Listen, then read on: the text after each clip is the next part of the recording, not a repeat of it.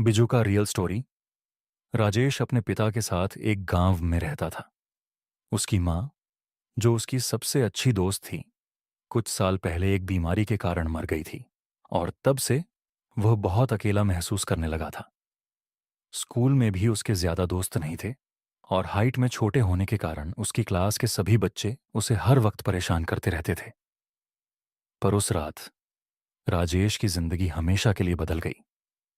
उस दिन स्कूल में राजेश की क्लास के बच्चों ने उसका इतना मजाक उड़ाया कि राजेश की उनमें से एक से लड़ाई हो गई, जिसकी वजह से सारे बच्चे उसे मारने के लिए उसके पीछे दौड़ने लगे। स्कूल के बच्चे उसे हर जगह ढूंढ रहे थे, जिसके कारण राजेश को उनसे बचने के लिए एक खेत का रास्ता लेना पड़ा। राजेश उस रास्ते पर चला तो गया, पर उसे नहीं पता था कि उस खेत के बीचों बीच वह उसका इंतजार कर रहा है। वह एक बिजुका, यानी एक स्केयर क्रो था, जिसके सर की जगह एक मटका था, जिस पर सफेद रंग से एक चेहरा बना हुआ था और जिसका पूरा शरीर भूसे का था।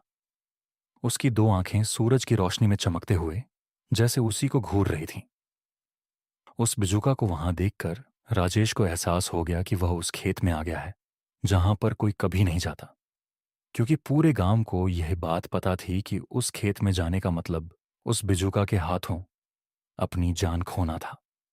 वह वहां खड़ा हुआ उस बिजुका को ही देख रहा था कि इतने में जो लड़के उसका पीछा कर रहे थे वह वहां पहुंच गए और उन्होंने राजेश को चारों तरफ से घेर लिया। डरे हुए राजेश को पता था कि उसका क्या अंजाम होने वाला है, तो उसने अपनी हार मानकर उन लड़कों के हाथों पिटने से पहले अपनी आंखें बंद कर लीं और राजेश वहीं खड़ा रोने लगा। पर तभी उसे भूसे के हिलने की और स्कूल के लड़कों के कहानी की आवाज आई। जब राजेश ने आंखें खोली तो उसने देखा कि उसके स्कूल के लड़के जमीन पर गिरे हुए थे और उनके हाथों पर गहरी चोट लगी थी। इस हादसे के बाद सब भागकर अपने अपने घर चले गए। राजेश की हालत घबराहट के मारे इतनी बुरी हो गई थी कि वह एकदम सुन्न पड़ गया और सीधा सोने चला गया। जो कुछ भी उस खेत में हुआ, राजेश रात में बिस्तर पर लेटा हुआ उसी के बारे में सोच रहा था। पर राजेश को यह नहीं समझ आ रहा था कि उस बिजुका ने उसे क्यों नहीं मारा, और यही सोचते सोचते उसकी आंख लग गई। देर रात को एकदम से उसकी नींद खुली और उसने देखा कि वह बिजुका उसके कमरे की खिड़की के दूसरी तरफ से उन्हीं सफेद आंखों से उसे घूर रहा था। पर इससे पहले वह कुछ कर पाता, उस बिजुका ने भूसे वाले हाथ खिड़की से अंदर डाले और राजेश का हाथ पकड़ लिया। राजेश झटपट नहीं लगा, पर तभी उसे एक छोटे बच्चे का दृश्य दिखने लगा जो अपनी गेंद को ढूंढते हुए उसी खेत में जा रहा था। नीची जाति का होने के कारण कुछ ऊंची जाति वालों ने उस बच्चे को उनके खेत में घुसने के लिए लाठियों से मार मार कर उसकी जान ले ली और उसकी हत्या छुपाने के लिए उस बच्चे की लाश को एक बिजुका के अंदर भर दिया। यह सब देखकर राजेश को समझ आ गया कि दरअसल वह बिजुका भी उसी की तरह एक छोटा बच्चा था जो शायद सिर्फ उसका दोस्त बनना चाहता था। दोस्तों, 1988 में पंजाब के सबसे फेमस सिंगर अमर सिंह चमकीला को दिन दहाड़े दो लोगों ने मार डाला। पर क्यों मारा गया अमर सिंह चमकीला और किसने मारा, उसे देखिए हमारे क्राइम चैनल एद क्राइम शो पर चमकीला मर्डर केस की असली कहानी। वीडियो का लिंक पिन कमेंट में। उसकी कहानी जानकर राजेश और बिजू का दोस्त बन गए। पर पिछली रात जो गांव में बच्चों के साथ हुआ था, उसके चलते राजेश के पिताजी, जो कि एक पंडित थे, उन्हें उन बच्चों की आत्मा को शुद्ध करने के लिए बुलाया गया, क्योंकि सबके माँ बाप को डर था कि वह बिजुका उनके बच्चों के पीछे पड़ जाएगा और उन बच्चों को मार डालेगा। वहीं दूसरी तरफ राजेश और बिजुका साथ में काफी समय बिताने लगे, जहां पर बिजुका राजेश को अपनी शक्तियों से कई खेल दिखाता और राजेश उसके लिए नए नए कपड़े और खिलौने लाता। कुछ दिन बाद जब राजेश का जन्मदिन आया तो उसकी क्लास के बच्चे फिर से उससे लड़ने लगे और वह लड़ाई इतनी ज्यादा बढ़ गई कि उनमें से एक ने राजेश की मां की मौत का मजाक उड़ाना शुरू कर दिया, जिसकी वजह से राजेश को इतना गुस्सा आ गया कि उसने बगल में पड़ा डस्टर उस लड़के के सर पर फेंक मारा और वहां से भाग गया। राजेश भागता हुआ स्कूल के पीछे चला गया, जिसके बाद कुछ ऐसा हुआ जिसकी वजह से पूरा गांव हिल गया, क्योंकि उस रात राजेश की क्लास के उन बच्चों को बिजुका के भूसे भरे हाथों ने छाती चीर कर मार डाला। उन बच्चों की मौत के बाद सारे गांव वालों ने सोच लिया कि आज वह उस बिजुका को जलाकर हमेशा के लिए खत्म कर देंगे। सारे गांव वालों ने उस बिजुका को ढूंढना शुरू किया, पर वह बिजुका उन्हें कहीं नहीं मिला। राजेश के पिता जब रात को घर पहुंचे तो राजेश घर पर नहीं था। उन्होंने आसपास देखा, तब भी उन्हें राजेश कहीं नहीं दिखा। वह बहुत डर गए और हाथ में मशाल लिए उसे हर जगह ढूंढने लगे। जब राजेश कहीं नहीं मिला तो वह थक हार कर अपनी बीवी की मनपसंद जगह पर जाकर बैठ गए और अपने बेटे को खोने के दुख में फूट फूट कर रोने लगे। उन्हें लगा कि वह बिजुका उनके बेटे को भी कहीं ले गया है। तभी उन्हें राजेश की आवाज सुनाई दी और उन्होंने देखा कि राजेश के साथ वही बिजुका था। पर उन्हें नहीं पता था कि राजेश उस बिजुका को खुद गांव वालों से बचाकर वहां लाया था। राजेश उस बिजुका से बात कर ही रहा था कि तभी उसके पिताजी मशाल लेकर एकदम से उनके सामने आ गए और उस बिजुका की तरफ अपने बेटे को बचाने के लिए मशाल लेकर आगे बढ़ने लगे। इससे पहले वह कुछ कर पाते, उस बिजुका ने अपने भूसे वाले हाथों से उनके पिताजी को जकड़ लिया। राजेश चिल्लाता हुआ उस बिजुका से अपने पिता को छोड़ने की विनती करने लगा, पर बिजुका उन्हें छोड़ ही नहीं रहा था। तो राजेश ने नीचे गिरी हुई मशाल उठाई और अपने पिता को बचाने के लिए अपने सबसे अच्छे दोस्त को आग लगा दी। जलते हुए बिजुका ने राजेश के पिताजी को अपनी पकड़ से छोड़ तो दिया, पर तब तक राजेश के पिता की सांसें खत्म हो चुकी थीं। उस रात राजेश और भी ज्यादा अकेला हो गया, क्योंकि उस रात उसने दो लोगों को हमेशा के लिए खो दिया। Haunted cafe, horror stories in Hindi. Shortcut Jennifer एक फ्रीलांस फोटोग्राफर थी। वह एक बहुत ही फ्री स्पिरिटेड लड़की थी और अपनी लाइफ को अपने टर्म्स पर जीती थी। उसका बिंदास एटीट्यूड सभी को पसंद आता था। जो भी पैसे वह अपनी फोटोग्राफी से कमाती, वह सब वह पहाड़ों की नई नई जगहों को एक्सप्लोर करने में लगा देती थी। जेनिफर को सोलो ट्रैवलिंग यानी अकेले ट्रैवल करना बहुत पसंद था। इस बार भी वह अकेले ही एक बिल्कुल अनएक्सप्लोर्ड हिल स्टेशन पर आई थी। वह जगह एक गांव के पास थी। उस पहाड़ के ऊपर एक ऐसी जगह थी जहां से जो नज़ारा दिखता था वह किसी जन्नत से कम नहीं लगता था। और वहां जाने तक का एक ट्रैक था जो करीबन 6 किलोमीटर लंबा था। जेनिफर ने वह नज़ारा देखने के लिए अपना बैकपैक और कैमरा उठाया और वह उस ट्रैक पर चली गई। उसके साथ कुछ और भी लोग उस ट्रैक पर जा रहे थे। जेनिफर बस ऊपर के व्यू के बारे में सोचती हुई खुद को मोटिवेट करती ऊपर चढ़े जा रही थी। कुछ दूर चलते ही जेनिफर को पहाड़ के ऊपर जा रहा एक कच्चा रास्ता दिखा। जेनिफर ने ठीक से देखा तो वह कच्चा रास्ता ऊपर जाकर ट्रैक के रास्ते में मिल रहा था। जेनिफर को लगा वह एक शॉर्टकट है और जेनिफर को ट्रैकिंग का काफी एक्सपीरियंस था, तो उसने वह कच्चा रास्ता ले लिया। उस कच्चे रास्ते पर चलते हुए जेनिफर को करीबन आधा घंटा हो गया था। अब तक उसे पक्के रास्ते पर पहुंच जाना चाहिए था, पर वह तो पहाड़ के किसी घने जंगल में आ चुकी थी। जेनिफर ने पीछे मुड़कर देखा तो उसे वापस जाने का रास्ता भी नहीं समझ आ रहा था। वह रास्ता भटक चुकी थी। उसके फोन में नेटवर्क भी नहीं था। अब जेनिफर थोड़ा परेशान होने लगी थी। अपनी किस्मत को कोसती हुई जेनिफर सही रास्ता ढूंढने में जुट गई। भूख के मारे उसकी जान निकली जा रही थी कि तभी उसके सामने कुछ ऐसा आया जिसे देखकर उसे अपनी आंखों पर यकीन ही नहीं हो रहा था। उस वीराने के बीच एक बहुत ही सुंदर सा कैफे बना था। बाहर कैफे हिल रिट्रीट का बोर्ड लगा था और उसी कैफे से एक पक्की रोड भी जुड़ी हुई थी। जेनिफर की खुशी का ठिकाना नहीं रहा। वह बिना कुछ सोचे उस कैफे की तरफ दौड़ी और अंदर चली गई। कैफे जितना बाहर से सुंदर था उसे कई ज्यादा अंदर से था। अंदर बहुत ही अच्छी डेकोरेशन थी और कुछ यंगस्टर्स वहां बैठकर हंस खेल रहे थे। वह कैफे परफेक्ट था। जेनिफर सब कुछ भूल गई थी। वह फटाफट से एक टेबल पर बैठ गई और एक वेटर तुरंत उसके पास आ गया। उस वेटर ने जैसे ही मेनू कार्ड टेबल पर रखा, जेनिफर की नजर उसके हाथ की कलाई पर गई। उसकी कलाई पर जलने का एक घाव था। जब तक जेनिफर उस घाव को ठीक से देख पाती, उस वेटर ने उस घाव को ढक लिया। जेनिफर को बहुत ज्यादा भूख लग रही थी और इसीलिए उसने जल्दी से अपने खाने का ऑर्डर दे दिया। ऑन ऑर्डर करने के कुछ ही समय में जेनिफर को लगा कि उसे थोड़ा फ्रेश हो जाना चाहिए, तो वह उठकर कैफे के वॉशरूम की तरफ जाने लगी। वॉशरूम के रास्ते में उन हंसते खेलते यंगस्टर्स का टेबल भी था। जेनिफर उनके पास से गुजर रही थी कि उसने देखा कि उनमें से एक लड़के के सिर पर एक घाव था, और यह घाव ठीक उस वेटर के जैसा ही लग रहा था। ध्यान से देखने पर जेनिफर को पता चला कि वैसा ही एक घाव उस टेबल पर बैठे हर इंसान पर था। किसी के माथे पर था तो किसी के हाथों पर। जेनिफर उन घावों को देखने में इतनी गुम हो गई कि उसने रियल लाइफ में खेलते यंगस्टर्स को अब बिल्कुल शांत होते हुए देखा। वे जेनिफर को बहुत ही डरावने तरीके से घूर रहे थे। जेनिफर को लगा कि शायद उसके ऐसे घूरने से वह लोग नाराज हो गए हैं।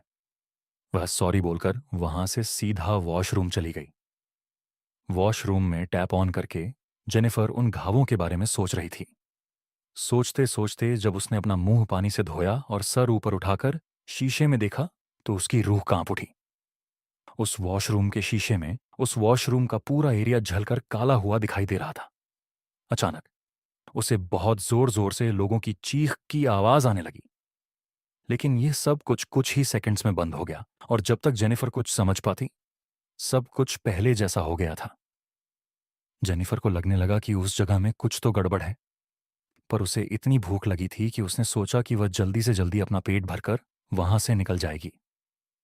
जेनिफर सर झुकाकर अपनी टेबल पर पहुंची और अपने खाने का इंतजार करते हुए उसने एक सिगरेट लाइट की और उसे पीने लगी।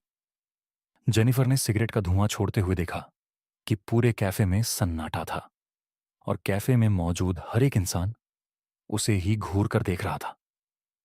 उनकी आंखों में इतना गुस्सा था कि जेनिफर घबरा उठी। देखते ही देखते उन सबके चेहरे बदलने लगे और उनके शरीर बिल्कुल काले पड़ गए।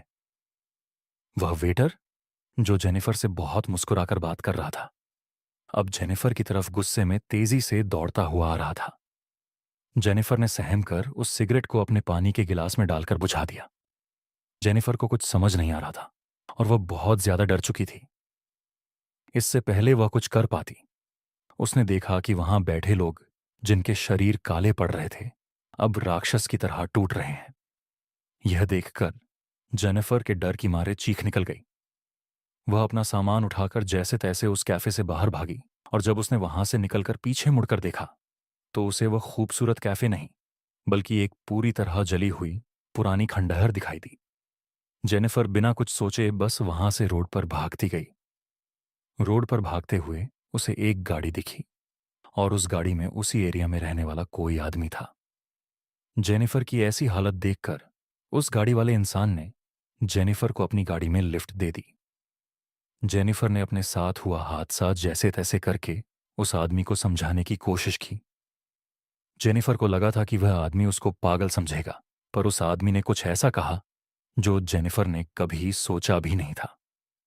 उसने जेनिफर को बताया कि जिस जगह की वह बात कर रही थी वह 10 साल पहले एक कैफे हुआ करता था। एक बार एक कस्टमर उसी कैफे में सिगरेट पी रहा था और उसने सिगरेट को बिना बुझाए ही अपने टेबल के पास फेंक दिया था। उस कस्टमर की लापरवाही से उस कैफे के एक पर्दे में आग लग गई, और इससे पहले कि कोई कुछ कर पाता उस पूरे कैफे में आग फैल गई और अंदर फंसे सभी लोग जलकर मर गए। जेनिफर यह सुनकर हक्की बक्की रह गई। अब उसे सब समझ आ रहा था, पर उसे विश्वास ही नहीं हो रहा था कि उस कैफे में मौजूद सभी लोग जिंदा नहीं बल्कि मरे हुए थे।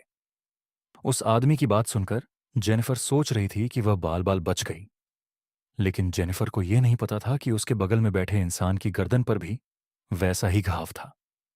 अगले दिन उस एरिया के अखबार में एक खबर आई जिसमें लिखा था कि एक लड़की की उसी मेन रोड पर एक्सीडेंट में मौत हो गई, और उस लड़की का नाम जेनिफर था। School horror story 8th class में पढ़ रहे रिजुअल की है।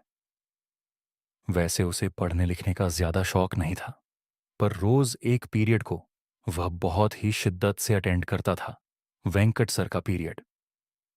वेंकट सर रिजुअल की क्लास को मैथ्स पढ़ाते थे और रिजुअल के सबसे फेवरेट टीचर भी थे। रिजुअल उनकी हर क्लास फर्स्ट बेंच पर बैठकर अटेंड करता था। वेंकट सर की खास बात यह थी कि एक अच्छे टीचर होने के साथ साथ वह बहुत पंक्चुअल भी थे। वह क्लास में कभी भी लेट नहीं आते थे, पर उस दिन कुछ अलग था। पीरियड शुरू हुए 10 मिनट हो चुके थे, पर वेंकट सर अब तक क्लास में नहीं आए थे। सभी बच्चे क्लास में शोर मचाने लगे, पर रिजुअल फ्रंट सीट पर बैठ बस क्लास के दरवाजे की तरफ देखे जा रहा था। तभी उसने देखा कि क्लास के दरवाजे से टेढ़ा होकर कोई क्लास के अंदर झांक रहा था। और जैसे ही रिजुअल की नजर उस आदमी से मिली, वह दरवाजे से हटकर कॉरिडोर की तरफ चल दिया। रिजुअल कोई वह इंसान पूरी तरह से तो नहीं दिखा, पर उसे वह कुछ जाना पहचाना सा लग रहा था।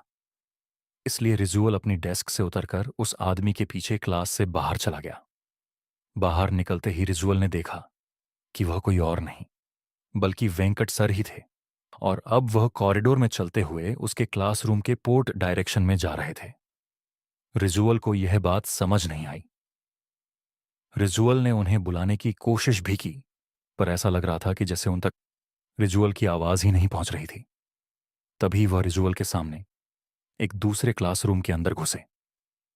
रिजुअल दौड़कर उनके पीछे गया। वह क्लासरूम में आ गया, पर अंदर घुसते ही वह बहुत हैरान हो गया। जिस क्लास में उसके सामने सर घुसे थे, वह क्लास बिल्कुल खाली थी। रिजुअल को कुछ समझ नहीं आ रहा था। तभी उसे कॉरिडोर में किसी के चलने की आवाज आई। उसने बाहर निकलकर देखा तो कॉरिडोर में कोई और नहीं बल्कि वेंकट सर ही चल रहे थे। रिजुअल अब भी उन्हें आवाज लगाता हुआ उनके पीछे भागा, पर वेंकट सर मानो अब भी रिजुअल की आवाज को सुनकर अनसुना कर रहे थे। रिजुअल तेजी से उनके पीछे गया। तभी वेंकट सर कॉरिडोर के आखिर में लगी एक खिड़की के पास खड़े हो गए। रिजुअल उनके पास जाने लगा तो उसकी नजर जमीन पर गई। खिड़की से बहुत तेज धूप आ रही थी, जिसकी वजह से जमीन पर रिजुअल की ओर खिड़की की भी परछाई बन रही थी, पर वहां वेंकट सर की कोई भी परछाई नहीं थी। ये बात रिजुअल को बहुत ही ज्यादा अजीब लगी, पर अब वेंकट सर उसके सामने ही खड़े थे। वह उनके पास गया और उनसे कहने लगा, सर, हमारी क्लास में आपका पीरियड है, आप क्लास लेने क्यों नहीं आए? रिजुअल के बात बोलते ही कॉरिडोर में एक अजीब सा सन्नाटा छा गया। खिड़की से आ रही तेज धूप की रोशनी मानो अचानक गायब हो गई और पूरे कॉरिडोर में अंधेरा छा गया। ऐसा लग रहा था कि शायद कोई बहुत बड़ा तूफान आने वाला था। रिजुअल अब थोड़ा घबराने लगा, लेकिन उसने वेंकट सर से फिर से पूछा, सर, क्या हुआ? आप कुछ बोल क्यों नहीं रहे? तभी वेंकट सर पीछे मुड़े और उन्हें देखते ही रिजुअल की धड़कनें थम सी गईं। वेंकट सर का पूरा शरीर सफेद पड़ा था। उनके चेहरे का मांस उनके चेहरे से नीचे लटक रहा था और वह बहुत ही ज्यादा भयानक लग रहे थे। रिजुअल डर के मारे धीरे धीरे पीछे होने लगा। रिजुअल को अपनी आंखों पर विश्वास ही नहीं हो रहा था। अचानक ही उसके सामने खड़े वेंकट सर ने अपने मुंह को खोलकर बहुत बड़ा कर लिया और वह कुछ बोलने की कोशिश करने लगे, लेकिन अजीब सी आवाजों के अलावा वह कुछ भी नहीं कह पा रहे थे। देखते ही देखते वेंकट सर का शरीर अकड़ने लगा और रिजुअल उन्हें देखकर थमसा गया। उन्होंने रिजुअल की तरफ अपना हाथ आगे बढ़ाया ही था कि वह देखते ही रिजुअल वहां से उल्टी तरफ भागने लगा। उस कॉरिडोर में तेजी से भागते हुए वह किसी से टकरा गया, नीचे गिर गया। रिजुअल ने जब उठकर देखा तो उसके सामने सुकृति मैम खड़ी थीं। रिजुअल हाफ होकर वेंकट सर का नाम बार बार बड़बड़ाए जा रहा था। सुकृति मैम ने रिजुअल को शांत किया और उसे क्लास में वापस जाने को कहा। उन्होंने बताया कि आज वेंकट सर छुट्टी पर हैं, इसलिए उनकी जगह सुकृति मैम उनका पीरियड लेंगी। रिजुअल का सिर अब चकराने लगा। अगर वेंकट सर छुट्टी पर थे तो आखिर रिजुअल ने कॉरिडोर में किसे देखा था?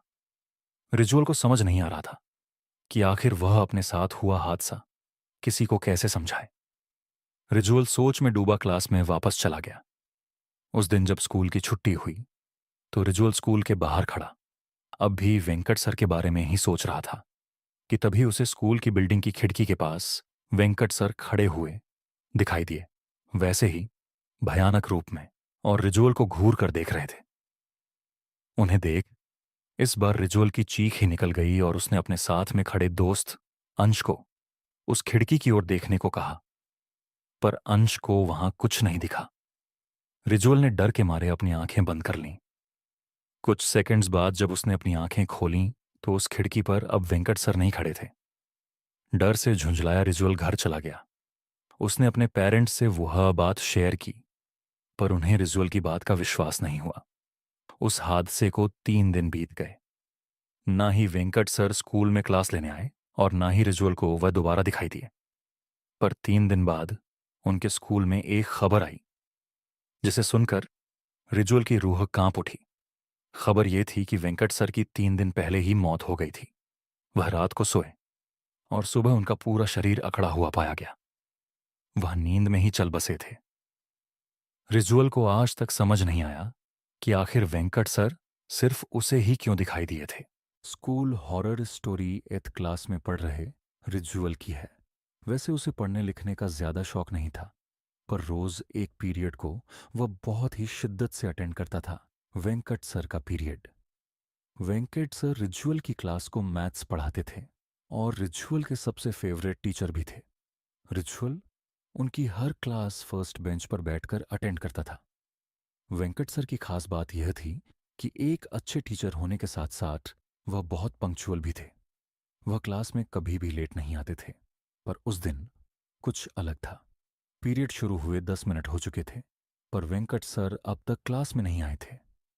सभी बच्चे क्लास में शोर मचाने लगे, पर रिजुअल फ्रंट सीट पर बैठ बस क्लास के दरवाजे की तरफ देखे जा रहा था। तभी उसने देखा कि क्लास के दरवाजे से टेढ़ा होकर कोई क्लास के अंदर झांक रहा था। और जैसे ही रिजुअल की नजर उस आदमी से मिली, वह दरवाजे से हटकर कॉरिडोर की तरफ चल दिया। रिजुअल को वह इंसान पूरी तरह से तो नहीं दिखा, पर उसे वह कुछ जाना पहचाना सा लग रहा था। इसीलिए रिजुअल अपनी डेस्क से उतरकर उस आदमी के पीछे क्लास से बाहर चला गया। बाहर निकलते ही रिजुअल ने देखा कि वह कोई और नहीं बल्कि वेंकट सर ही थे। और अब वह कॉरिडोर में चलते हुए उसके क्लासरूम के पोर्ट डायरेक्शन में जा रहे थे। रिजुअल को यह बात समझ नहीं आई। रिजुअल ने उन्हें बुलाने की कोशिश भी की, पर ऐसा लग रहा था कि जैसे उन तक रिजुअल की आवाज ही नहीं पहुंच रही थी। तभी वह रिजुअल के सामने एक दूसरे क्लासरूम के अंदर घुसे। रिजुअल दौड़कर उनके पीछे गया। वह क्लासरूम में आ गया, पर अंदर घुसते ही वह बहुत हैरान हो गया। जिस क्लास में उसके सामने सर घुसे थे, वह क्लास बिल्कुल खाली थी। रिजुअल को कुछ समझ नहीं आ रहा था। तभी उसे कॉरिडोर में किसी के चलने की आवाज आई।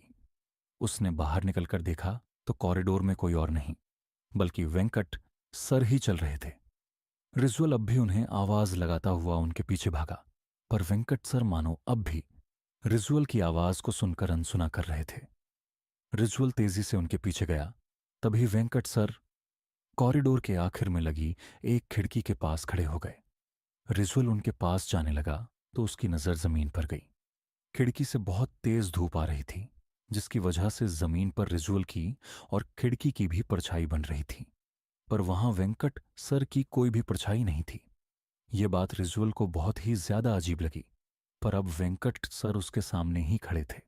वो उनके पास गया और उनसे कहने लगा, सर, हमारी क्लास में आपका पीरियड है, आप क्लास लेने क्यों नहीं आए?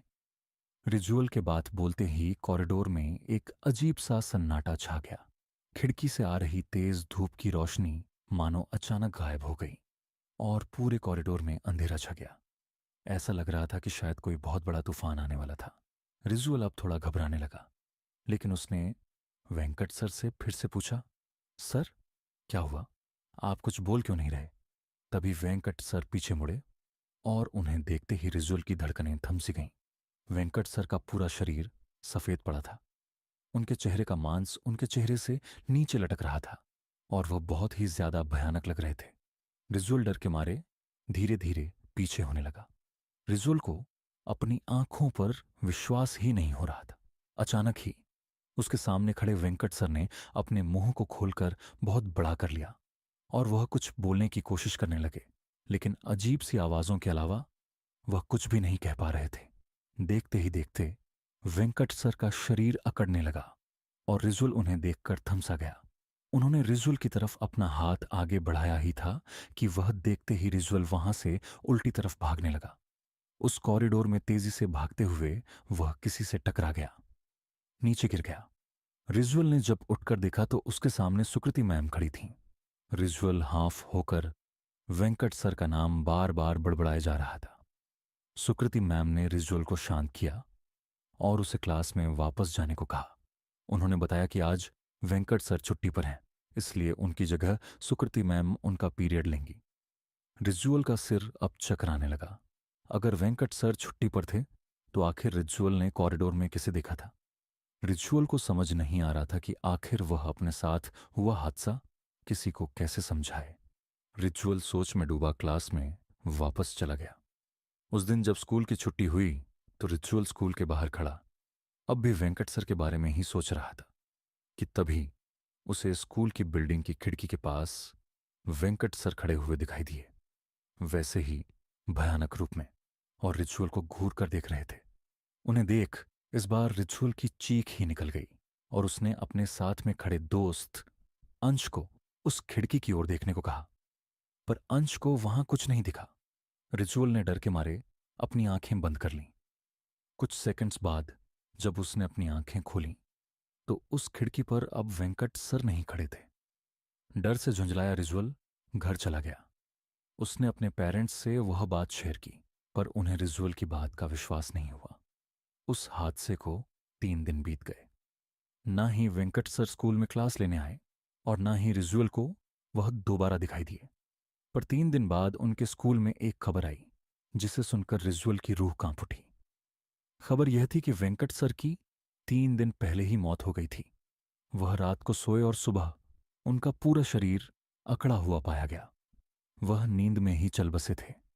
रिजुअल को आज तक समझ नहीं आया कि आखिर वेंकट सर सिर्फ उसे ही क्यों दिखाई दिए थे। मुझे पता है कि आपको ऑलरेडी वन विन के crazy lucky drive give Awez के बारे में पता है। बहुत सारे लोग पार्टिसिपेट कर रहे थे और अपनी परफॉर्मेंस की प्रैक्टिस के लिए वह स्कूल खत्म होने के बाद स्टे बैक करने वाली थीं।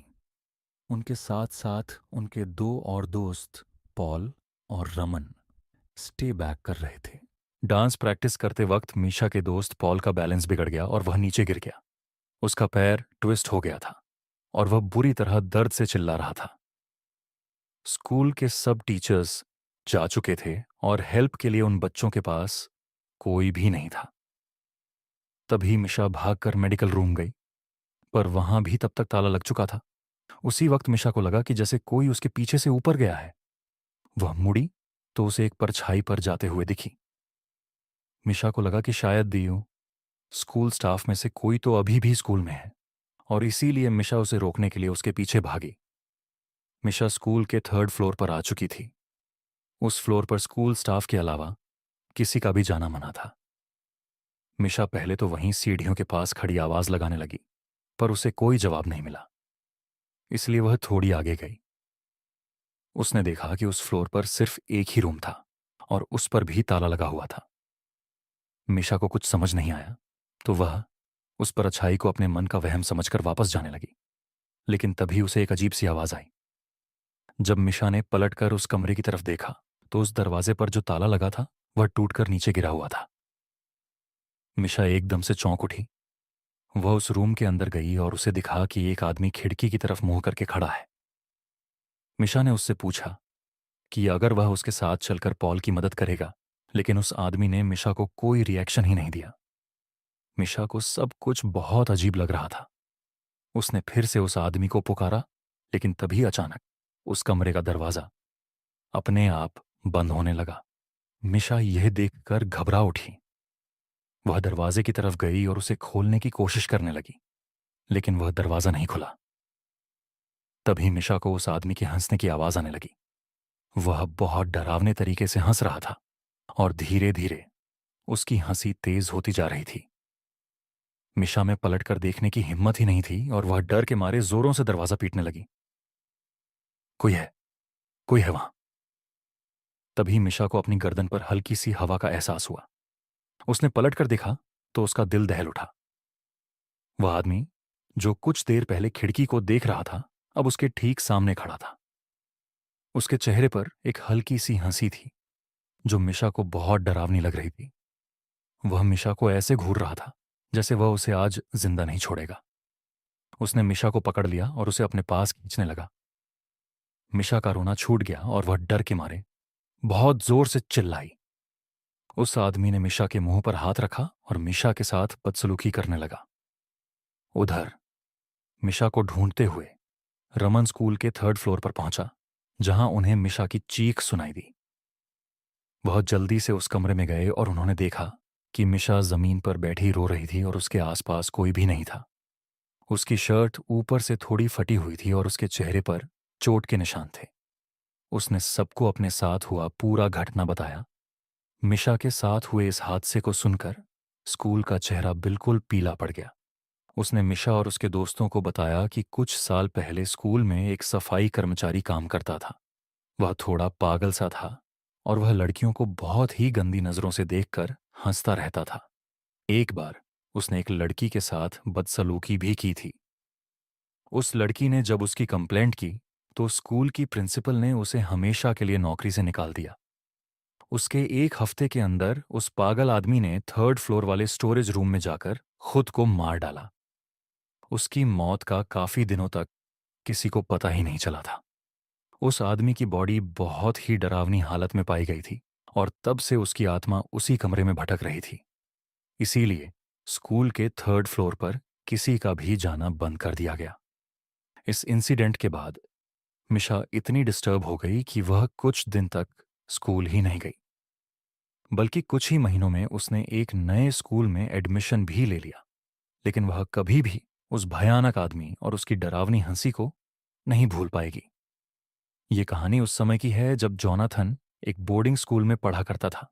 वह करीब 13 साल का था जब उसके साथ ये किस्सा घटा। एक दिन जब वो बाकी बच्चों के साथ क्लास में बैठकर पढ़ रहा था, तभी अचानक से एक जूनियर टीचर भागते हुए उनके क्लासरूम में आई और प्रोफेसर के कान में कुछ कहकर वहां से चली गई। प्रोफेसर ने अपना सेशन उस दिन के लिए वहीं खत्म कर दिया और सभी बच्चों को बताया कि स्कूल के पास वाली बिल्डिंग में कुछ ऐसा हुआ है जिसकी वजह से पूरे स्कूल का लॉकडाउन कर दिया गया है और किसी भी स्टूडेंट को अपने हॉस्टल या स्कूल प्रीमिसेस से बाहर निकलना अलाउड नहीं है। असल में स्कूल के पास वाली बिल्डिंग में एक पागल सीरियल किलर ने कुछ लोगों का मर्डर कर दिया था और वह स्कूल के आसपास ही घूम रहा था। इसलिए जब तक पुलिस उस सीरियल किलर को नहीं ढूंढ लेती, तब तक पुलिस ने स्कूल को बंद करवा दिया था। उस सीरियल किलर ने जिन भी लोगों को मारा था, उनका दाहिना हाथ उनकी बॉडी से गायब था। यह सारी बातें स्कूल के गार्ड ने एक सीनियर को बताई, जिसने पूरे स्कूल में इस बात का ढिंढोरा पीट दिया। यह बात जानकर स्कूल के सभी बच्चे बेहद डरे हुए थे। इन सब के बीच जोनाथन के साथ एक और अजीबोगरीब चीज हो रही थी। जब से स्कूल लॉकडाउन शुरू हुआ था, उसे रोज रात अचानक अपने हॉस्टल के बैकयार्ड से किसी आदमी के जोरों से चीखने की आवाज आती। ताज्जुब की बात यह थी कि आवाज उसके अलावा और कोई नहीं सुन पा रहा था। एक रात जब वह सो रहा था, उसे फिर से वही चीख सुनाई दी। इस बार वह हिम्मत करके हॉस्टल के बैकयार्ड में जा पहुंचा। उसने देखा कि बैकयार्ड की घास पर लाल खून पड़ा था। उसने उस खून को फॉलो किया तो उसे दिखा कि पीछे गार्ड के क्वार्टर के पास एक बड़ी सी बोरी पड़ी थी, जिसमें से खून की बूंदें टपक रही थीं।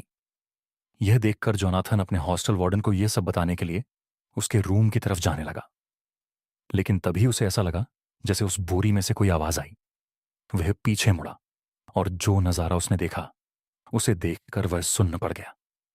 उस बोरी में से एक कटा हुआ हाथ निकलकर जमीन में रेंगता हुआ उसके पास आ रहा था। 13 साल का जोनाथन ये देखकर बेहद घबरा गया और चीखते हुए वहां से भागा। कुछ ही देर में उसे ऐसा लगा कि जैसे वह बोरी उन सभी कटा हुए हाथों से भरी है जिन्हें उस सीरियल किलर ने मारा था, और सभी हाथ रेंगते हुए उसके पीछे आ रहे हैं। जोनाथन जोर जोर से मदद के लिए चीखने लगा। उसकी चीख सुनकर हॉस्टल वार्डन और बाकी लोग भी उठ गए।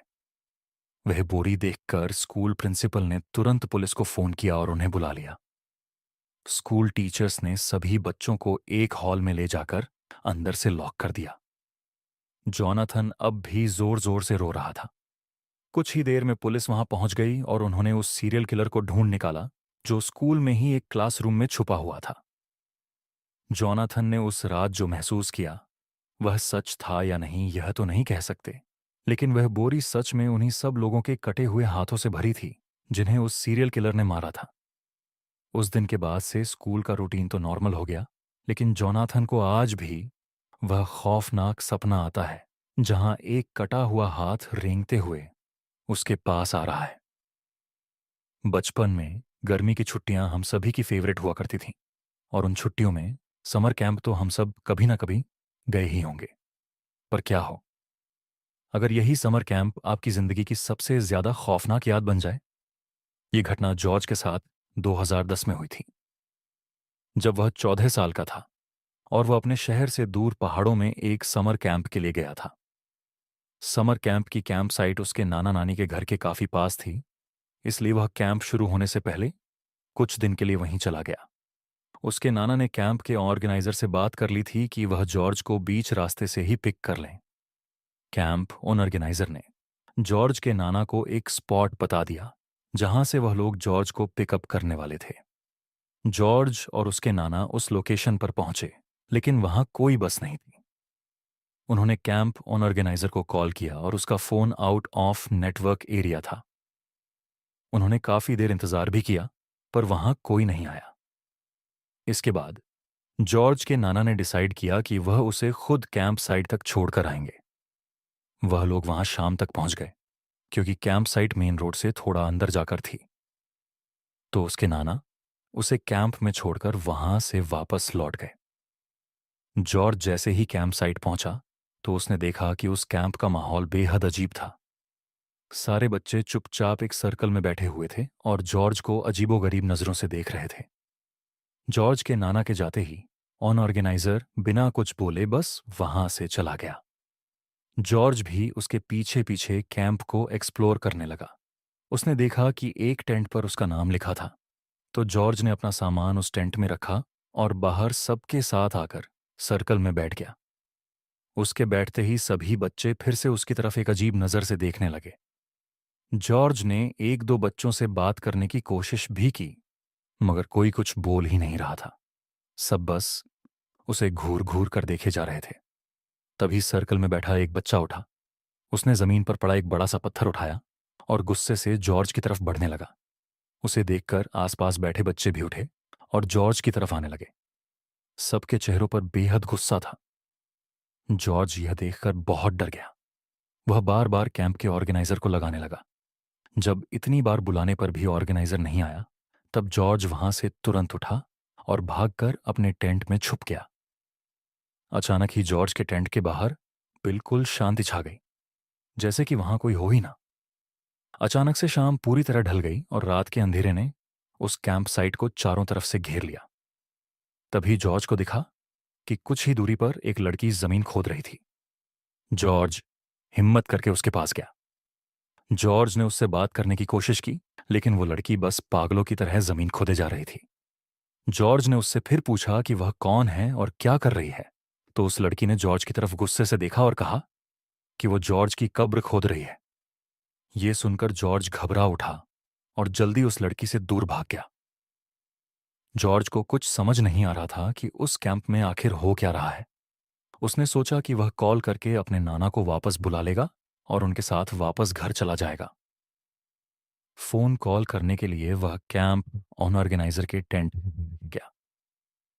उसने जैसे ही उस टेंट में झांका तो वहां कोई नहीं था, लेकिन अचानक किसी ने जॉर्ज को पीछे से धक्का दिया और वह टेंट के अंदर जाकर गिर पड़ा।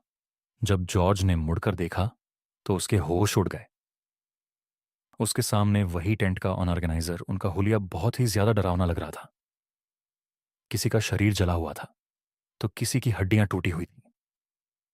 उन सब ने हाथ में कोई ना कोई औजार पकड़ा हुआ था और वो ऑर्गेनाइजर हाथ में हथौड़ा लिए जॉर्ज की तरफ बढ़ रहा था। जॉर्ज जोर जोर से चिल्लाते हुए मदद मांग रहा था। उसने अपने हाथों से अपनी आंखें बंद कर लीं। तभी किसी ने उसके हाथ पकड़े और उसे आवाज लगाने लगा। जॉर्ज ने जब आंखें खोली तो उसने देखा कि उसके सामने उसके नाना बैठे थे। उसके नाना ने बिना कुछ बोले जॉर्ज का हाथ पकड़ा और उसको वहां से सीधा अपनी कार में ले गए। जॉर्ज अभी भी बहुत डरा हुआ था और उसकी आंखों से आंसू बहे जा रहे थे। कैंप साइट से बाहर जाते जाते जत्था और उसके साथ कैंप के 24 बच्चे खड़े थे। उनका हुलिया बहुत ही ज्यादा डरावना लग रहा था। किसी का शरीर जला हुआ था तो किसी की हड्डियां टूटी हुई थीं। उन सब ने हाथ में कोई ना कोई औजार पकड़ा हुआ था और वो ऑर्गेनाइजर हाथ में हथौड़ा लिए जॉर्ज की तरफ बढ़ रहा था। जॉर्ज जोर जोर से चिल्लाते हुए मदद मांग रहा था। उसने अपने हाथों से अपनी आंखें बंद कर ली तभी किसी ने उसके हाथ पकड़े और उसे आवाज लगाने लगा। जॉर्ज ने जब आंखें खोली तो उसने देखा कि उसके सामने उसके नाना बैठे थे। उसके नाना ने बिना कुछ बोले जॉर्ज का हाथ पकड़ा और उसको वहां से सीधा अपनी कार में ले गए। जॉर्ज अभी भी बहुत डरा हुआ था और उसकी आंखों से आंसू बहे जा रहे थे। कैंप साइट से बाहर जाते जाते जॉर्ज और उसके नाना को ढेर सारे लोगों की चिल्लाने और रोने की आवाज सुनाई दे रही थी। जॉर्ज काफी देर तक एकदम शांत बैठा रहा और उसने अपने नाना से बिल्कुल बात नहीं की। उसके नाना ने उस कैंप साइट से करीब 70 से 80 किलोमीटर दूर जाकर गाड़ी रोकी। जॉर्ज के नाना ने जैसे ही उससे उसका हाल पूछा तो वह जोरों से रोने लगा और उसने अपने नाना को सब बताया, वह सब जो उसके साथ उस कैंप साइट पर हुआ था। उसके नाना ने उसे शांत किया और जॉर्ज को गले लगाकर उसे एक ऐसी बात बताई जिसे सुनकर जॉर्ज का दिल दहल गया। जॉर्ज के नाना ने उसे बताया कि जब वे वापस लौट रहे थे तो उनका phone out on off network हो गया था। जब कुछ दूर जाकर उनका फोन नेटवर्क में आया तो उन्हें एक फोन आया। वो फोन समर कैंप की टीम से था। उन्होंने उसके नाना से कहा कि वे बहुत देर से उनका फोन मिलाने की कोशिश कर रहे हैं। उन्होंने जॉर्ज के नाना को बताया कि जिस बस में सब बच्चे और कैंप ऑर्गेनाइजर थे उसका रास्ते में ही एक्सीडेंट हो गया था और उस एक्सीडेंट में कैंप ऑर्गेनाइजर के साथ साथ बस में मौजूद सारे बच्चे भी मारे गए। उस फोन कॉल के तुरंत बाद जॉर्ज के नाना जी फौरन ही जॉर्ज को उस कैंप से वापस लेने आ गए। जॉर्ज और उसके नाना जी काफी देर तक एक दूसरे को गले लगाए रहे। उस दिन जॉर्ज 2 बार मौत के मुंह से बचा, लेकिन उसके साथ जो भी हुआ उसके बाद से कभी भी वह किसी कैंप में नहीं गया और ना ही कभी वह उस भूतिया कैंप को भुला पाया है। बोर्डिंग स्कूल अपने घर से दूर एक ऐसी जगह है जहां शायद कोई भी आपका अपना नहीं होता। इसी बीच अगर आपके साथ कोई अनहोनी हो जाए तो आप कहाँ जाएंगे? स्कूल्स में आत्मा और पैरानॉर्मल एक्टिविटीज के होने की ऐसी कई घटनाएं हैं जो आपके होश उड़ा देंगी। और हमारी आज की कहानी भी शिमला के एक बोर्डिंग स्कूल में हुई एक ऐसी ही सच्ची घटना पर बेस्ड है। मुंबई में रहने वाले सिड और नेहा की शादी को 2 साल होने वाले थे। वह पहली बार तब मिले थे जब वह दोनों क्लास 11वीं में थे और शिमला के एक बोर्डिंग स्कूल में पढ़ रहे थे। दोनों को तभी एक दूसरे से प्यार हो गया और तभी से वह दोनों एक साथ थे। अब करीब 10 साल बाद वह अपनी एलुमिना मीट यानी अपने स्कूल रियूनियन के लिए वापस अपने पुराने बोर्डिंग स्कूल जा रहे थे। लेकिन उन्हें नहीं पता था कि इस बार कौन सा बुरा साया उनका इंतजार कर रहा है।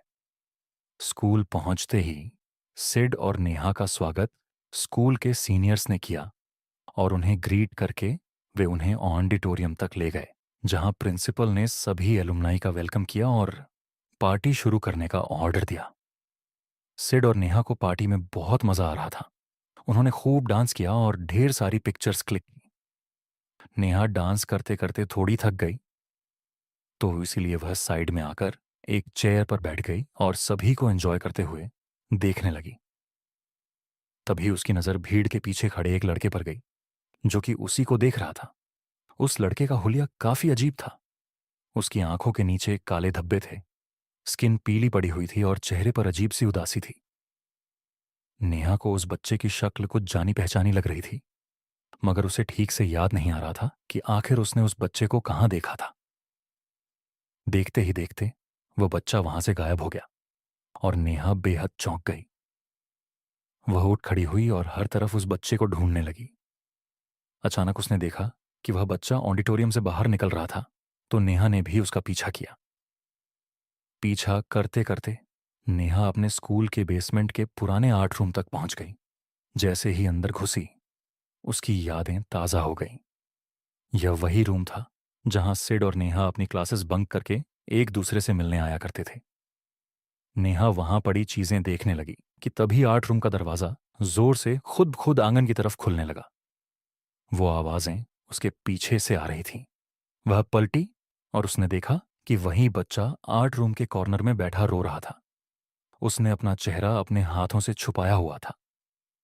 नेहा यह देखकर और ज्यादा डर गई और वह दरवाजे को जोर जोर से नॉक करने लगी और चिल्लाने लगी। जब उसने दोबारा पीछे पलट के देखा तो वह बच्चा अब वहां नहीं बैठा था। वह दरवाजे की तरफ मुड़ी और तब जो उसके साथ हुआ उसे देख उसकी रूह कांप गई। वह बच्चा दरवाजे के पास क्रॉल करता हुआ उसकी तरफ आ रहा था। उसका चेहरा बदलकर बिल्कुल एक डेड बॉडी जैसा हो गया था। नेहा बहुत जोर से चिल्लाई और इतना डर गई कि वह अपने होश खो बैठी। नेहा वहीं बेहोश होकर नीचे गिर पड़ी। जब उसकी आंख खुली तो वह स्कूल के एक हॉस्टल रूम में थी और सिड उसके पास ही बैठा हुआ था। नेहा को बहुत तेज बुखार चढ़ा हुआ था। वह अचानक से उठी और हड़बड़ी में जो भी उसके साथ उस आर्ट रूम में हुआ वह सब सिड को बताने लगी। सिड ने उसे कहा कि वह यह सब ना सोचे और बस रेस्ट करें। इसके बाद सिड नेहा के लिए डिनर ले आया और उसे खाना खिलाकर सुला दिया। नेहा के सोने के बाद सिड वॉशरूम की तरफ जाने लगा। वह कॉरिडोर से गुजर ही रहा था कि अचानक उस कॉरिडोर की लाइट्स फ्लिकर करने लगीं। वह एक पल के लिए वहीं ठहर गया और लाइट्स की तरफ देखने लगा। फिर वह उसे इग्नोर कर वॉशरूम चला गया। वॉशरूम में सिड को ऐसा लगा जैसे उसके अलावा भी वहां कोई मौजूद था। उसे एक अलग सी ठंडक महसूस हो रही थी। वह अपने हाथ धो रहा था जब वॉशरूम की लाइट्स भी अचानक से फ्लिकर करने लगीं। इस बार सिड थोड़ा सहम गया और जल्दी से वॉशरूम से बाहर निकलने लगा, मगर किसी इनविजिबल शक्ति ने सिड को पीछे से बहुत जोर से खींचा और सिड दीवार से टकराकर जमीन पर गिर पड़ा। उसके सामने वही बच्चा खड़ा था जो पहले नेहा ने आर्ट रूम में देखा था। उसे देखकर सिड की रूह कांप उठी और वह अचानक से बोला, मोहन, मोहन, तुम। यह सुनते ही वह बच्चा बहुत जोर से चीखा और उसने सिड का गला पकड़ लिया और उसे जोर जोर से दबाने लगा। सिड भी चिल्ला उठा और तभी वॉशरूम में हॉस्टल का वार्डन आ गया और उसने सिड को वॉशरूम पर तड़पता हुआ पाया। सिड के अलावा अब वहां कोई नहीं था। वार्डन ने सिड को शांत कराया और उसे वापस उसके रूम तक ले गया, लेकिन जैसे ही वह दोनों उस हॉस्टल रूम के अंदर घुसे उनका दिल बुरी तरह दहल उठा। उन्होंने अपने सामने नेहा को पंखे से लटका हुआ पाया। यह देखकर सिड बुरी तरह चिल्लाया और रोने लगा, मगर वार्डन ने जल्दी से नेहा की टांगें पकड़ी और उसे पंखे से नीचे उतार लिया। उसकी सांसें अभी भी चल रही थीं। इसके बाद नेहा को हॉस्पिटल में एडमिट करा दिया गया, जहां वह 4 दिन तक रही और फिर होश में आई। नेहा के ठीक होने के बाद सिड ने उसे बताया कि उसने उसी बच्चे को वॉशरूम में देखा था जिसकी बात नेहा कर रही थी। सिड को वो बच्चा अच्छे से याद था।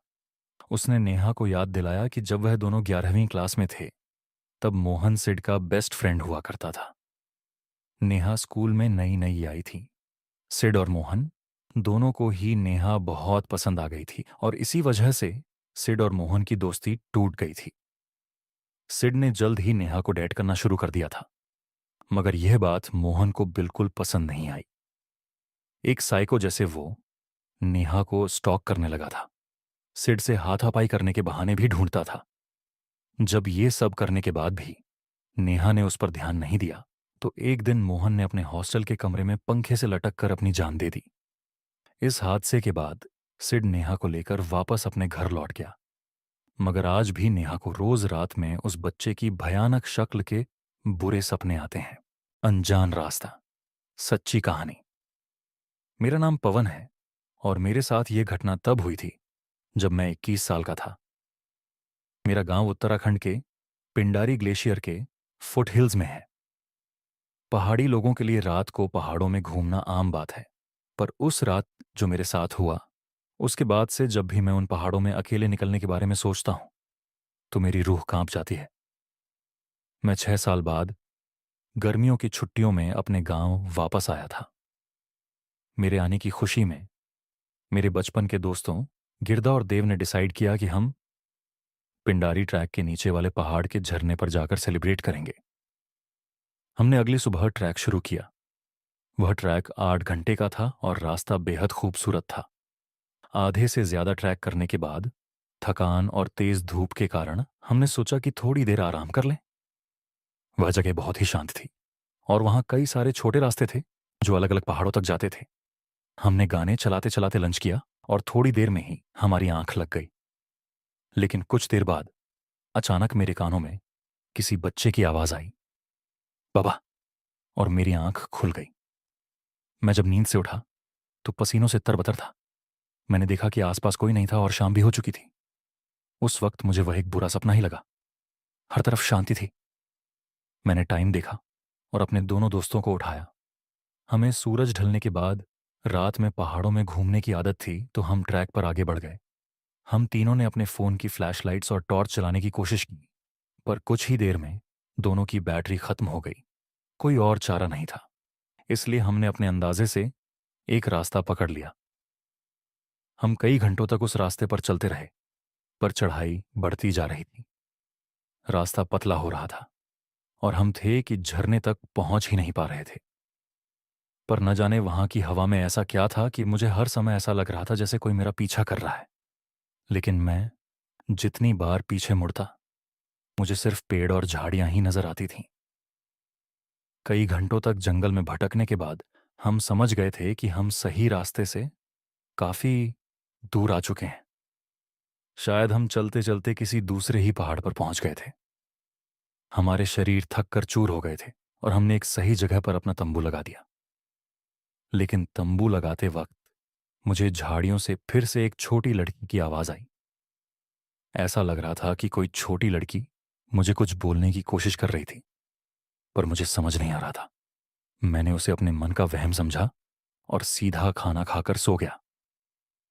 कुछ देर बाद मेरी आंख खुली। मैंने देखा कि मेरे शरीर को कोई घसीट कर कहीं ले जा रहा है। मैंने गर्दन उठाकर देखा तो मुझे एक भयानक दानव जैसा आदमी घसीट रहा था। उसे देखकर मेरी चीख निकल गई और तब उस आदमी ने मुझे पलटकर गुस्से से देखा। दोस्तों, इस हफ्ते द क्राइम शो पर हमने कवर की है इंडिया के सबसे बड़े मिस्टीरियस मर्डर की कहानी, आरुष तलवार मर्डर केस। वीडियो का लिंक डिस्क्रिप्शन और पिन कमेंट में है। और अपने पंजों से मुझ पर वार कर दिया। तभी अचानक मेरी नींद टूटी।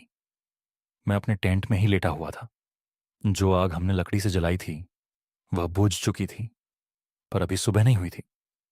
मेरी नींद उड़ चुकी थी, लेकिन मेरे बगल में देव आराम से सो रहा था। पर गिरदा टेंट में नहीं था, वह गायब था। मैं अपने टेंट से बाहर निकलकर गिरदा को तलाशने लगा कि तभी मुझे देव की चीखने की आवाज आई। मैं बहुत डर गया और तुरंत वापस टेंट में गया, लेकिन देव आराम से सो रहा था। मैंने देव को जगाकर उसे सब कुछ बताया और तभी हमें टेंट के बाहर एक छाई दिखी। वह परछाई ठीक उसी भयानक दानव जैसी लग रही थी जैसे मैंने सपने में देखा था। देव की डर के मारे चीख निकल गई और उस दानव को चीर दिया। और उस फटे हुए टेंट से अब वह साफ साफ दिखाई दे रहा था। एक बेहद डरावना चेहरा जो शायद सड़ गल चुका था। लंबे लंबे बाल और उसके भी लंबे पंजों के नाखून, नुकीले दांत और गुस्से से लाल आंखें। वह कोई जानवर जैसा नहीं लग रहा था, पर ऐसा लग रहा था जैसे कोई एलियन हो। हम जैसे तैसे करके उस स्थान से बाहर भागे। हमें कुछ भी समझ नहीं आ रहा था कि आखिर हो क्या रहा है, पर हम भागते रहे। थोड़ी दूर पर हम एक अजीब से रास्ते पर पहुंच गए। रास्ता बहुत पतला था और हम बार बार फिसल रहे थे। मुझे भागते हुए ऐसा महसूस हो रहा था जैसे कुछ नुकीला बार बार मेरे शरीर पर लग रहा है। लेकिन हम भागते रहे और कुछ देर बाद झाड़ियों के बीच जाकर गिर गए। उस वक्त तक सब शांत हो गया था और वहीं से हमें नीचे कुछ ही दूर एक गांव दिख रहा था। हमें अपनी जान बचाने के लिए उस गांव तक पहुंचना था। तब मेरी नजर देव की शर्ट पर गई। उसे खून बह रहा था। उसी तरीके से मेरा भी खून बह रहा था। हमारे शरीर पर सैकड़ों कट्स लगे हुए थे। ऐसा लग रहा था जैसे किसी ने हमें बुरी तरह नोचा हो। तभी हमें उसी दानव की आवाजें सुनाई दी। हम तब तक भागते रहे जब तक हमारा शरीर बेजान नहीं हो गया।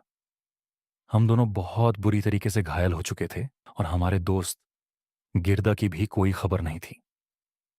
तभी मुझे ऐसा महसूस हुआ कि कोई हमारी तरफ आ रहा है।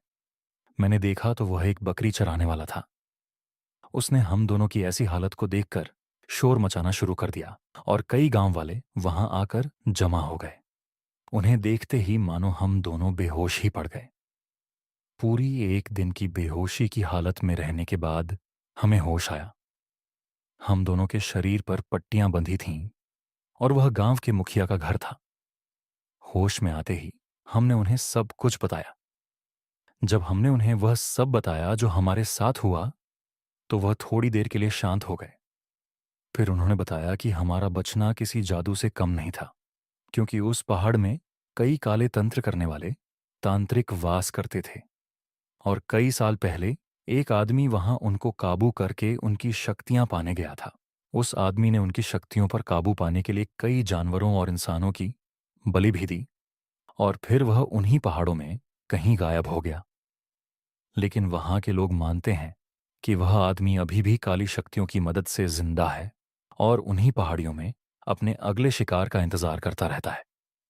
मुखिया ने बताया कि गांव की एक लड़की खेलते खेलते वहां गलती से चली गई थी और फिर वह कभी नहीं लौटी। माना जाता है कि उस आदमी की आत्मा ने वहां उस लड़की की बलि दे दी, और आज भी अगर कोई वहां जाता है तो उसके साथ भी वही होता है। उस मुखिया की बात सुनकर हमारा दिल दहल गया। हम तो बच गए थे, लेकिन उस दिन के बाद से हमने अपने दोस्त गिरदा को फिर कभी नहीं देखा। उसका सदमा आज भी हमें सताता है। मैं अब कभी भी अनजान पहाड़ों में घूमने नहीं जाता और खुद से ऐसा कोई रास्ता नहीं पकड़ता जिसके बारे में मुझे पहले से पता ना हो। आकाई ओन्ना हॉरर गेम। दोस्तों, ये कहानी जापान में रहने वाले एक लड़के ऊना की है। उसकी जिंदगी काफी सिंपल थी। दिन में कॉलेज की क्लासेस होती थीं, शाम लाइब्रेरी में बैठकर असाइनमेंट सॉल्व करते हुए निकल जाती थी और रात कंप्यूटर गेमिंग में गुजरती थी। पर 21 अक्टूबर की रात उसकी जिंदगी बिल्कुल बदल गई। उना की अक्सर कॉलेज से सीधा लाइब्रेरी जाकर पढ़ाई करता था। उस दिन उना काफी थका हुआ था, इसलिए उसकी आंख लाइब्रेरी में ही लग गई, और जब आंख खुली तो उसने देखा कि घड़ी में रात के 12:30 हो रहे हैं। उना की कभी भी इतनी देर रात अपने घर से बाहर नहीं रहता था। उसने फटाफट अपने सामान को पैक किया और अपने घर की ओर निकल पड़ा। ऊना का घर लाइब्रेरी से करीब 20 मिनट दूर था, पर उसके घर जाने के लिए एक शॉर्टकट रास्ता भी था जिससे वह बस 10 मिनट में पहुंच जाता था। लेकिन उसे सब लोग उस शॉर्टकट को लेने से अक्सर मना किया करते थे। उस शॉर्टकट वाले रास्ते पर कोई भी लैंप या रोशनी नहीं थी। उस रास्ते पर बिल्कुल अंधेरा रहता था और लोग कहते थे कि उस अंधेरे में अकाई ओना रहती है। अकाई ओना जापान का एक मिस्टीरियस हॉरर लेजेंड था। कहते हैं कि बहुत से लोगों को रात के अंधेरे में एक लाल रंग की ड्रेस में लड़की दिखाई देती है, और उस लड़की के चेहरे को अगर कोई देख लेता है तो वह लड़की उसके पीछे एक साया की तरह फंस जाती है। कई लोग या तो गायब हो गए या मरे हुए पाए गए। पर ओना की अकाई ओना को बस एक हॉरर लेजेंड मानता था। और तो और, वह पहले भी कई बार उस शॉर्टकट से घर गया था और उसे कभी ऐसा कुछ नहीं मिला। पर यह पहली बार था जब इतनी रात हो चुकी थी। ऊनाकी को बहुत तेज नींद आ रही थी और वह बिना कुछ सोचे उसी शॉर्टकट वाले रास्ते पर चल पड़ा। शुरुआत में ऊना को उस रास्ते पर कुछ भी दिखाई नहीं दे रहा था, पर धीरे धीरे हल्की आसमान की रोशनी में उसे थोड़ा बहुत रास्ता दिखाई देने लगा। कुछ दूर चलते ही अचानक ऊनाकी को दीवार के पास एक औरत खड़ी दिखाई दी। उस औरत ने लाल रंग की ड्रेस पहनी हुई थी। ऊनाकी को अचानक से घबराहट होने लगी। वह उस औरत का चेहरा देख नहीं पा रहा था और वह बस चुपचाप एक जगह खड़ी थी। ऊनाकी को बहुत अजीब लगा कि इतनी रात में यह औरत क्यों दीवार के पास खड़ी है, और तो और उसने एक लाल रंग की ड्रेस पहनी हुई थी।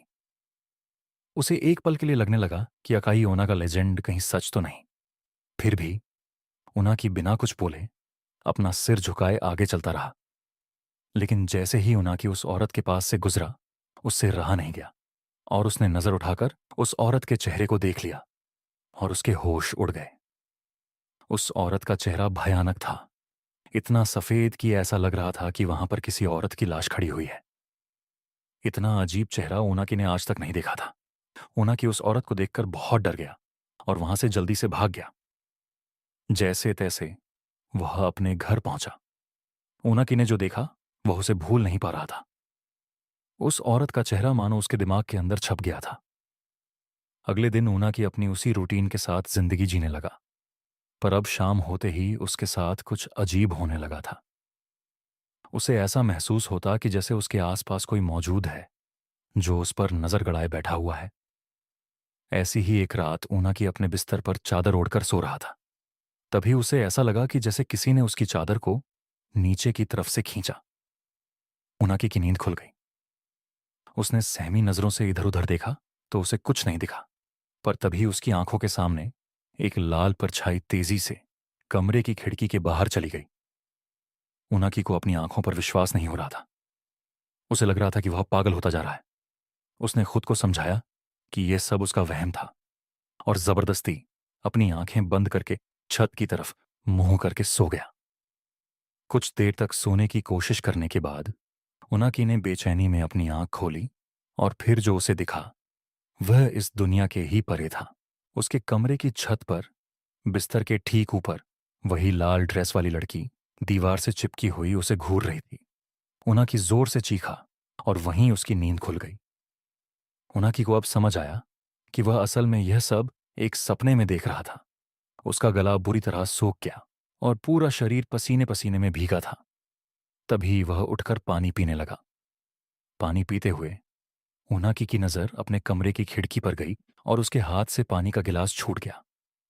खिड़की के ठीक बाहर वही लाल ड्रेस वाली औरत खड़ी थी और वह अपने उसी भयानक चेहरे से उनाकी को घूर रही थी। लेकिन उनाकी ने जैसे ही लाइट्स ऑन की तो उसने देखा कि खिड़की पर कोई नहीं था। दिन ब दिन ये सब इंसिडेंट्स बढ़ते जा रहे थे। उसे हर जगह अकाई ओना दिखने लगी थी। उनाकी ने अपने कुछ दोस्तों से भी इस बारे में बात की, पर किसी ने भी उसकी बातों पर विश्वास नहीं किया। उसके दिमाग में यही चल रहा था कि कहीं वह अब गायब तो नहीं हो जाएगा। उनाकी का डर बढ़ता ही जा रहा था।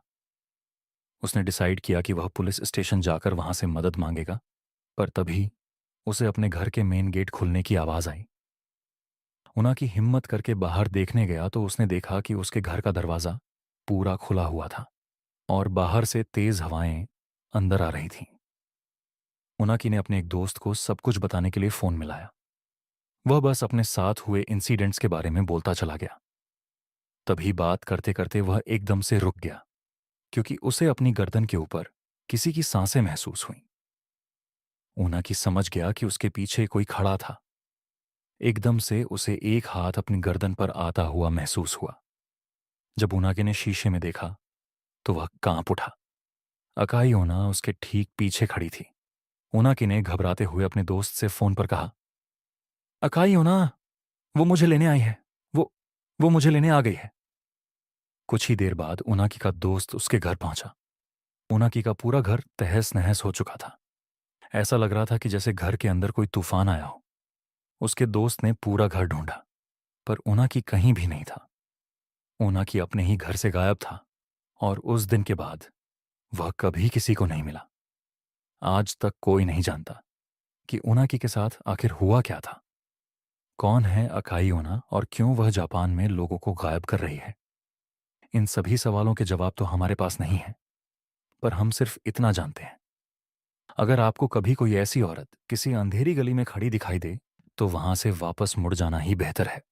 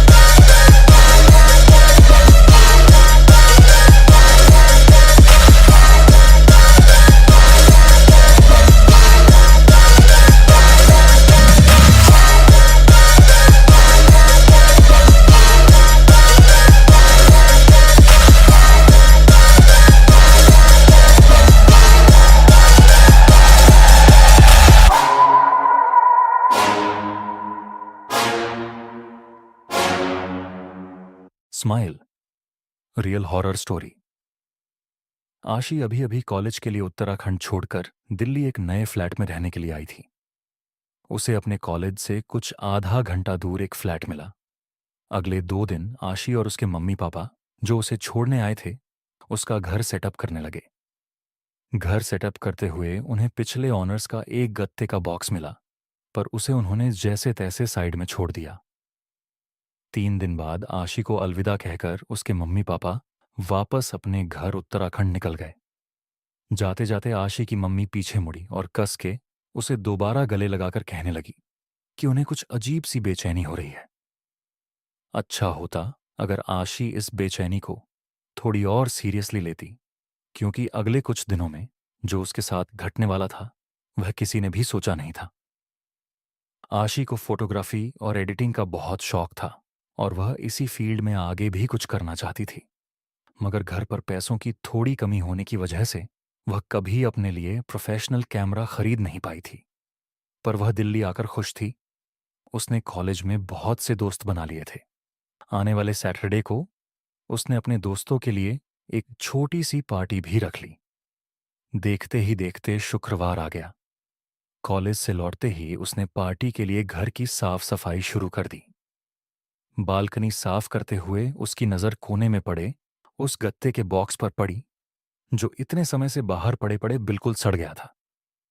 उस बॉक्स से सड़ रहे गत्ते की स्मेल आ रही थी, मगर न जाने क्यों वह आशी को अपनी तरफ आकर्षित कर रहा था।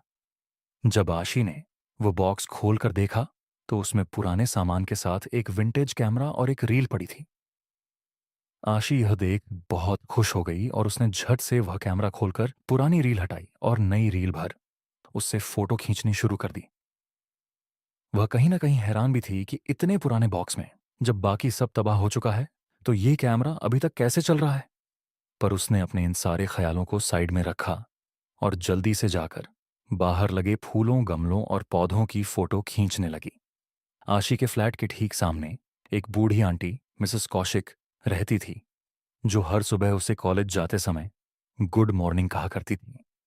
उन्हीं आंटी और उनकी बिल्ली को बालकनी पर देख आशी ने उनकी भी कुछ फोटो खींची और सोचा कि उन तस्वीरों को वह डेवलप करवाकर आंटी को गिफ्ट करेगी। अगले दिन सुबह सुबह आशी ने पास के एक फोटो स्टूडियो से सारी तस्वीरें डेवलप करवाई और एक एनवेल्प में डालकर सीधा मिसेस कौशिक के पास चली गई, जिन्हें वह फोटोज बहुत ज्यादा पसंद आईं। जब आशी घर लौटी तो उसने बाकी तस्वीरों को भी देखना शुरू किया और हर तस्वीर में उसे एक बहुत ही अजीब चीज नोटिस हुई। उस कैमरे से ली गई हर तस्वीर के बैकग्राउंड में कहीं ना कहीं एक बहुत ही धुंधला सा साया था, जिसके मुंह पर एक मुस्कान थी।